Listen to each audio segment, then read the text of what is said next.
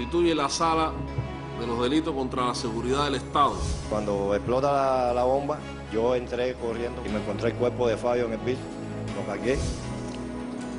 Fui una marioneta de Posada Carriles.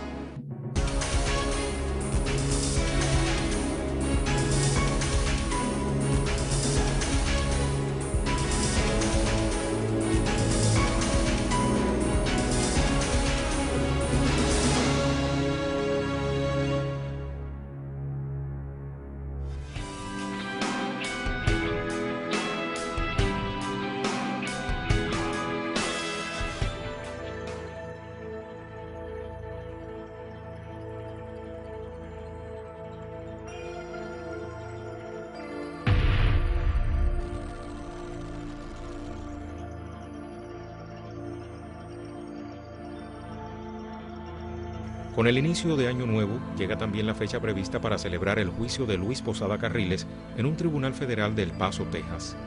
Comienza el 10 de enero con la selección del jurado. La Fiscalía lo procesa solamente por haberle mentido a oficiales federales durante un trámite inmigratorio, a pesar de que es responsable del asesinato de 73 personas a bordo de un avión de pasajeros de Cubana de Aviación en 1976, de Fabio Di Celmo en el Hotel Copacabana en 1997 y de decenas de otros en varios atentados terroristas en América Latina durante los últimos 50 años. Posada Carriles, paradójicamente, goza de plena libertad en territorio norteamericano. Todos los gobiernos de Washington, uno tras otro, han lanzado su manto protector sobre este terrorista.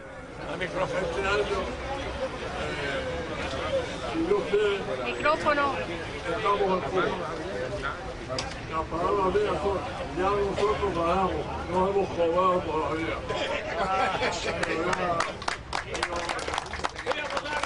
Vamos a esa frase, ya nosotros ganamos, no hemos cobrado todavía.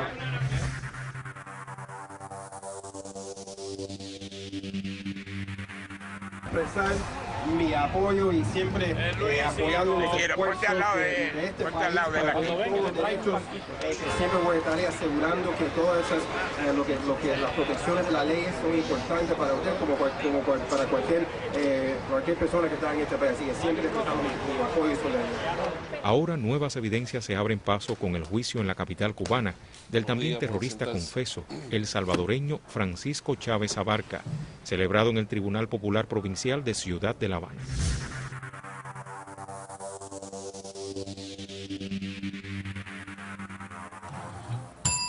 Se constituye la sala de los delitos contra la seguridad del Estado del Tribunal Provincial Popular de Ciudad de La Habana para celebrar el juicio oral y público señalado para el día de hoy. Bien, acusado, póngase de pie. Es usted Francisco Antonio Chávez Abarca.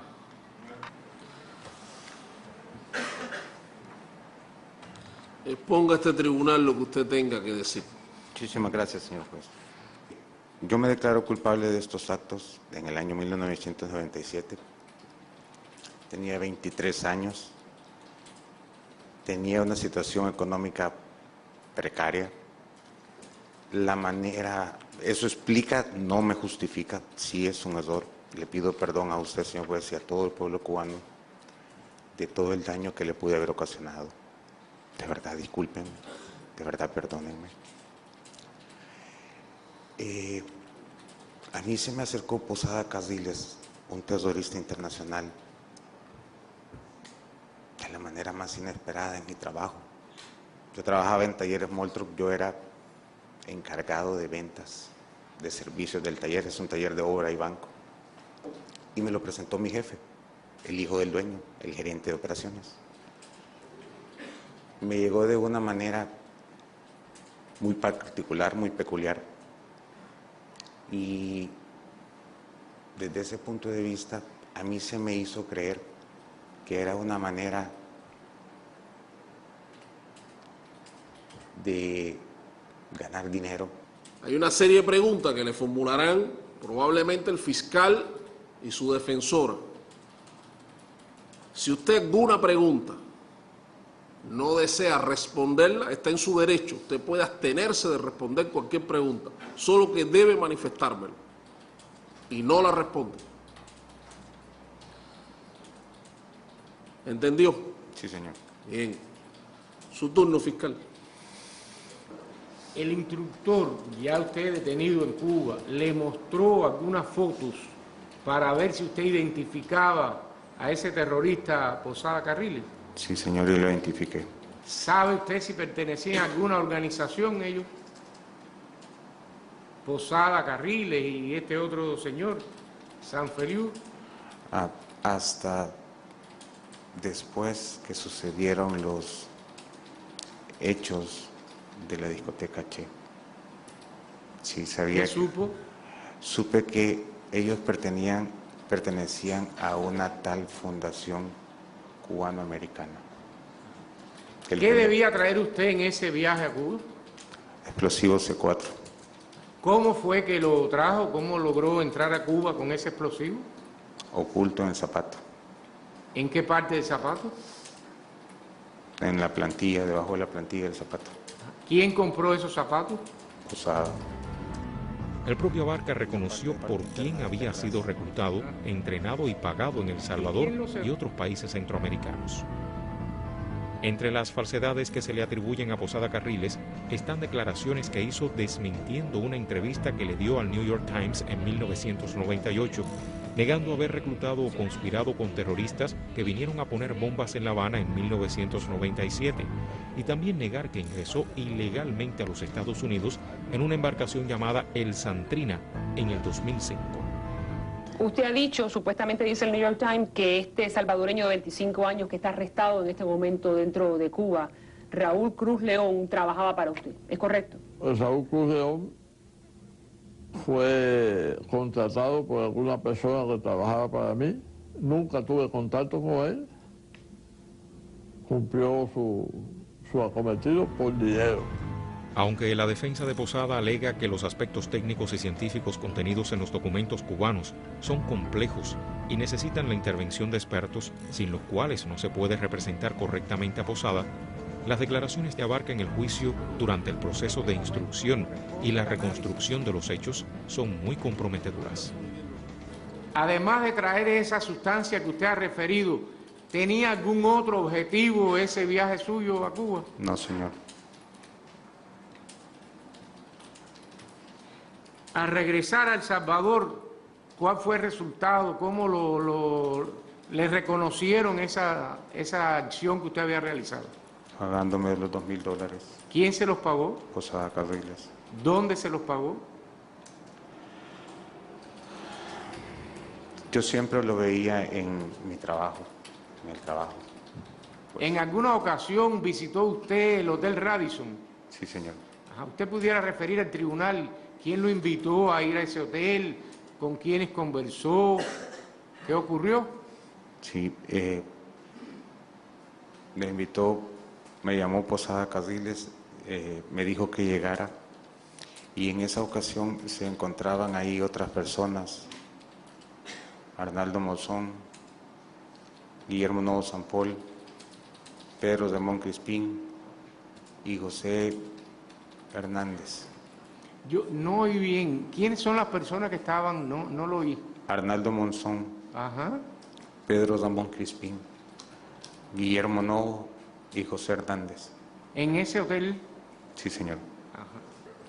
Y se me habló para poder o pedirme que contratara más terroristas para poder seguir haciendo acciones terroristas. ¿Recuerda usted si Arnaldo Monzón habló algo de alguna acción y de algún dinero? Si yo contrataba a otra persona, yo no iba a ganar nada. ¿Cómo? Si yo contrataba a otra persona, yo no ganaba nada. Ajá. Pero en relación con usted, si venía usted en alguna ocasión, ¿le pagaría algo? $2,000. Ajá. ¿Esa propuesta siempre se la hizo Posada Carriles o alguno de los que estaba allí le hizo la propuesta? Posada Carriles. ¿Siempre fue Posada Carriles? Sí, señor. ¿Quiénes le enseñaron a usted armar esos explosivos? Usted sabe que eso tiene sus características, sus cables, su batería. ¿Cómo fue? ¿Quién lo enseñó? Posada Carriles y José Ramón Sanfeliu. En algún momento posterior al viaje donde se habían colocado los artefactos estos, en el Comodoro y en el Hotel Meliá, Coiba, ¿hubo algún encuentro suyo con alguna de estas personas para determinar por qué no habían explotado estas bombas? Sí, señor. Cuando no explotaron, con Posada Carriles, el terrorista, y Ramón Sanfeliu, que en ese tiempo era mi jefe, ellos me preguntaron en mi lugar de trabajo y ellos, los dos, empezaron a estudiar el sistema que tenía la bomba y ellos detectaron que tenía un fallo. Testigo, ¿qué edad tiene? 27 años. ¿Practica usted algún deporte? Ajedrez. ¿Desde qué edad practica ajedrez? Desde los 10 años más o menos. ¿Recuerda usted si a la edad de 13 años estuvo usted en algún campeonato de ajedrez? En la Copa Isla que se celebró en el Hotel Comodoro. Mayoritariamente había dos grupos, uno de niños, de más de 40 niños, incluidos niños de 4 años hasta 12 años que fue. Y en el otro grupo jugaban ya maestros internacionales y otros jugadores. Estábamos sentados un grupo de compañeros que estábamos en la EIDE esperando que comenzara la partida y entonces nos pusimos a jugar fútbol con unas jabitas de nylon que, bueno, ya hoy por hoy sé que lo que tenía dentro era una bomba. Se encontraba al lado exactamente donde estábamos jugando ajedrez, más o menos 1 metro de distancia, una separación que había en cristales por el medio y era como un registro que había en el piso. Vino Chan Julián Álvarez Arbo, que era alumno mío, y me dice que jugando fútbol con una bolsa de plástica en el exterior, en una especie de césped que había fuera de ese lobby, se había encontrado una calculadora. Estaba la tapa rota que tenía una especie de cables unido a una batería que era la que la hacía funcionar y se la había encontrado en una bolsa de nylon como con basura. 2 años después ponen juicio en la televisión y al otro día llega Chan a la escuela y me dice, profesor, ¿vio todos los componentes que pusieron ayer en el juicio en la televisión? Le dije que sí y él me dijo, eso mismo es lo que yo tengo en mi casa. Comodoro fue en el jardín prácticamente el que colinda con la playa, con el mar. Yo salgo el día siguiente de regreso a El Salvador y estando en El Salvador y pasando el tiempo la bomba no explotó. ¿Qué ocurrió para incrementar esa colocación de explosivos? Que contratara a otras personas. Ajá. ¿A quiénes contrataron? A Raúl Cruz León y a Nader. Así lo confirmó el también salvadoreño Raúl Ernesto Cruz León, quien colocó la bomba en el Hotel Copacabana y que causara la muerte al joven italiano Fabio Di Cerno. ¿Quién conversó con Raúl Ernesto en esas oportunidades para que viniera a Cuba? Yo, señor. ¿Quién entrenó a Cruz León sobre la manipulación de los explosivos? Posada me entrenó a mí y yo entrené a Cruz León. ¿Quién pagó el viaje de Raúl Ernesto a Cuba? Posada Carriles. ¿A través de quién? Él hizo los trámites. ¿Tiene algún vínculo de parentesco, amistad o enemistad con el acusado Francisco Antonio Chávez Abarca? Sí, se puede decir que amistad. ¿Nunca él le hizo una proposición de realizar algún trabajo, algunas acciones? Bueno, ese que de venir aquí a Cuba. Explique cómo fue eso. Eso fue que él me propuso de venir y ¿cómo se llama? Y colocar unos artefactos explosivos acá en Cuba. Entonces... ¿En qué lugar se lo propuso? En los lobbies de los hoteles. Este es el Hotel Copacabana. Fue el primer lugar donde yo coloqué el primer explosivo el día 4 de septiembre. Escogí este hotel por el sentido de que este está cerca de una, se puede decir, cadena de hoteles, en lo cual se me facilitaba movilizarme rápido y colocar la mayor cantidad de explosivos. Testigo, ¿cuál era la función suya en el Hotel Copacabana? Era instructor de buceo y trabajaba en la piscina también. Cuando la explosión, ¿dónde estaba usted? Me encontraba a unos 10 metros de la explosión. Ajá. Refiere al tribunal, cuando siente usted la explosión, ¿qué usted hizo, qué vio, por favor? Bueno, cuando explota la bomba, yo entré corriendo para el lobby a socorrer a los compañeros, ¿no? Y me encontré el cuerpo de Fabio en el piso, lo cargué, lo saqué para el parqueo para montarlo en un carro, llamando al médico para que le dieran auxilio. Y entré de nuevo para el lobby, para la parte donde yo tenía mi puesto de trabajo, para preservar que no entraran los demás turistas para ir para el lobby. Bueno, fue una explosión muy grande, se rompieron todos los cristales, el cuerpo de Fabio se encontraba bajo las butacas de mimbre que estaban en el lobby bar. Él estaba vestido de blanco y bueno, le quité las butacas de arriba, se encontraba el compañero dependiente al lado de él, como medio aturdido. Y bueno, había un caos en todo, lo mismo los turistas que estaban en la piscina como los compañeros que se encontraban dentro del lobby. ¿Cuáles eran las características de la persona de Fabio? Era un hombre, un muchacho, muy joven, muy bueno, muy callado, nos ayudaba inclusive por la tarde a limpiar la piscina, a barrerla. Vivía prácticamente ahí, era como uno más ahí en el hotel. ¿Y Fabio era huésped del hotel? Era huésped del hotel, prácticamente vivían ahí. Él y su padre. Nuestra investigación de sangre estuvo relacionada con la muerte del ciudadano italiano Fabio Di Celmo. Se remitió al laboratorio una esquirla metálica procedente del cenicero que contenía la masa y se fragmentó durante la explosión. Y hasta aquí nuestras investigaciones, presidente. Alrededor de las 12 del día ocurrió una explosión en este lugar, resultando fallecido Fabio. A partir de aquí es trasladado al hospital, a la clínica Cira García, donde fallece. Nosotros realizamos la necropsia a solicitud de la autoridad competente. Estas dos heridas habían sido provocadas, según nuestro criterio, por un objeto corto contundente que lesionó en su trayecto las estructuras vasculares del cuello, dígase arteria carótida, la vena yugular, también los músculos del cuello y las estructuras nerviosas. Estas lesiones provocaron la muerte de Fabio a punto de partida de un sangramiento que provocó este tipo de lesión. ¿Usted conoce al acusado? Sí. ¿Es familia de él, amigo o enemigo? Ni familia, ni amigo, ni enemigo.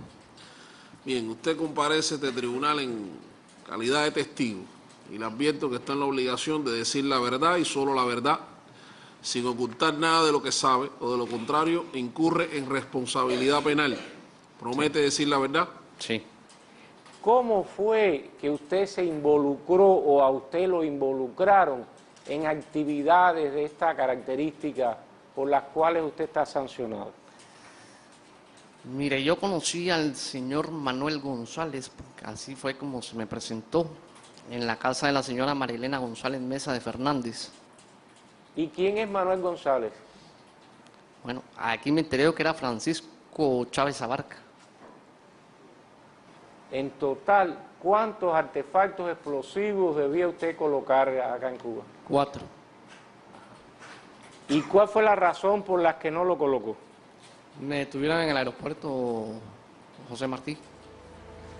Pero nada detenía a Posada Carriles. Pese a las bombas colocadas por Abarca y Cruz León, el propio Posada, que bajo el nombre de Ignacio Medina, captó, entrenó y pagó personalmente a Otto René Rodríguez Llerena, otro salvadoreño que viajó a La Habana, y colocó una bomba en el lobby del Hotel Coiba en 1997. ¿Por intermedio de quién usted conoció al ciudadano que se identificó como Ignacio Medina? De Alberto Barraza. ¿Usted puede expresar al tribunal cuáles eran las características físicas de Ignacio Medina? Era un hombre blanco de aproximadamente unos 75, 78 de estatura, unos 170, 80 libras de peso, ya de edad un poco avanzada, pelo cano, y bueno, su característica más conocible era que al momento de hablar él hablaba con problemas en su dicción, ¿verdad? Como gagueando.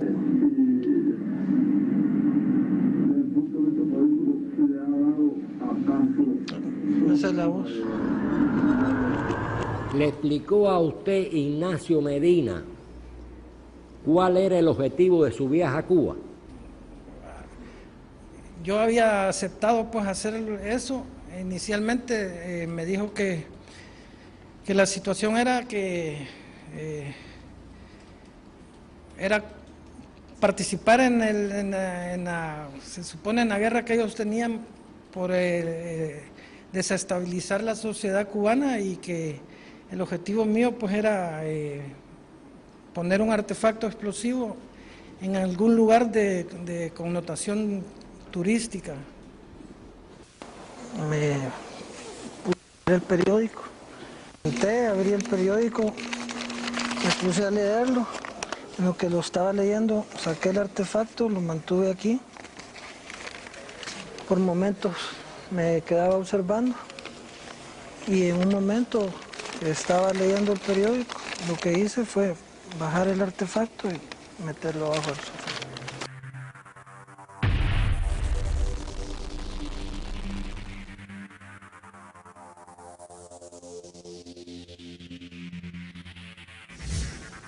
Las más modernas técnicas fueron utilizadas para demostrar la autenticidad de documentos. Medidas de seguridad diseñadas internacionalmente y otras tales como la dactilografía, la psiquiatría, psicología, grafología, somatoscopía y especialistas de ADN, biología, informáticos, químicos, balística y en explosivos. En las reuniones estas que se hacían en el Hotel Radisson, que se convirtió en un cuartel general para la organización de actos terroristas y atentados contra Cuba, el acusado manifestó en un momento de su declaración que había habido una persona que dijo un nombre, Gaspar, algo eso que él no conocía, no identificaba. Se hizo una presentación para reconocimiento por foto y el acusado reconoció a Francisco Hernández Calvo, conocido como Pepe Hernández, directivo de la fundación, vinculado a otros actos terroristas como es el atentado al comandante jefe en Islas Margaritas, donde se ocupó un fusil de su propiedad. Y es importante que se vea la figura de Pepe Hernández, porque es parte del complot que se organizaba contra nuestro país. Hemos visto cómo estos personajes de la Fundación Cubano-Americana y directivos, como hemos expresado, donde está Pepe Hernández, Arnaldo Monzón, Gaspar Jiménez Escobedo, todos estos siniestros que hemos estado describiendo, en un mensaje en 1997 expresan a la opinión pública que la Fundación Cubano-Americana, consciente de su responsabilidad, respalda sin ambague ni reparo cuanta denuncia, enfrentamiento o acto de rebeldía. Tenemos obligación ineludible de acudir en su ayuda sin reparo y limitaciones. Pero estamos hablando de una organización que fue creada por el gobierno de Estados Unidos, que recibía fondos del gobierno de Estados Unidos, fondos que, como hemos estado apreciando, han ido a parar incluso a las actividades terroristas. ¿Alguna vez dentro de las conversaciones entre usted y Posada Carriles hablaron de un avión cubano que explotó en un vuelo? Sí, señor. ¿Usted pudiera referirle al tribunal esa conversación que usted tuvo con Posada Carriles? Fue cuando yo les hice referencia de que ellos habían celebrado la bomba de la discoteca Che y me comentaron que él había derribado un avión. ¿Usted recibió alguna invitación para ir a Panamá? Usted, por favor, refiérala al tribunal. Sí, señor. Posada me contacta a mi casa un fin de semana me llama que iba a pasar por mí para platicar. Nos vamos a un restaurante, Mr. Donut, y ahí es donde me dice que si quería ir a Panamá. ¿Y cuál era el objetivo? ¿Qué iban a hacer en Panamá? Un atentado contra el señor presidente Fidel Castro. ¿Conoció usted qué vínculo hubo para el indulto de estas personas allí en Panamá? La situación fue que ellos cayeron presos. De ahí supe que ellos habían salido libres. ¿Quién se benefició con ese indulto? Los terroristas. El acusado le arrestaron en Venezuela en julio de 2010, donde pretendía ejecutar acciones desestabilizadoras de acuerdo con sus propias declaraciones a la prensa de ese país. ¿Por qué viene usted a Venezuela? Señor, porque estábamos listos para poder hacer ciertas acciones de conspiración. ¿Cómo llegó usted aquí a Venezuela? ¿Cómo logró ingresar?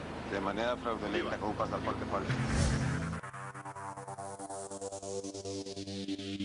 ¿Qué reflexión ha hecho usted? ¿Qué análisis ha hecho usted sobre la conducta que usted ha asumido durante esos años y que hoy lo ha traído aquí ante un tribunal cubano? Fui una marioneta de Posada Carriles. Además de los documentos presentados, existe una prueba que se califica de contundente y generada en el propio Estados Unidos.